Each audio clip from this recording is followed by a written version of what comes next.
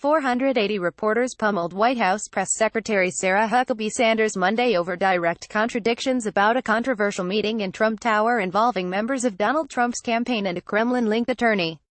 Sanders spoke over journalists, yet reporters continued to try to pin down the press secretary on the truth about a misleading statement over the intent of the meeting. "How are we supposed to know what to believe?" asked the frustrated Josh Dawsey of The Washington Post. "How can we believe what you're saying from the podium if Trump's lawyers are saying it's entirely inaccurate?"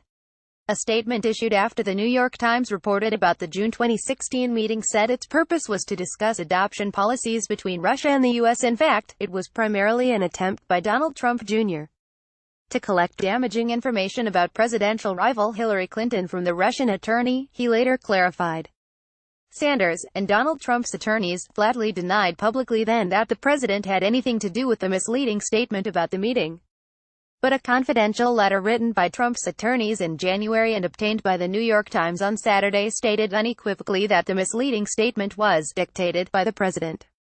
In August, Sanders said Trump certainly didn't dictate the statement. When Jordan Fabian of The Hill asked Sanders to explain the discrepancy on Monday, Sanders refused to defend her own previous statement. "This is from a letter from the outside counsel, and I'd direct you to them to answer that question," Sanders said. When Peter Baker of The New York Times asked if she was retracting her previous statement, Sanders again responded, "Once again, this is a reference back to a letter from the outside counsel. I can't answer, and I would direct you to them." Dawsey pressed, "Literally, you said he did not dictate. The lawyers say he did. What is it?" Again, Sanders refused to respond. Trump's personal attorney Rudy Giuliani said Monday evening that the president's lawyers, and, apparently, Sanders, got it wrong when they initially said that Trump wasn't involved in the statement.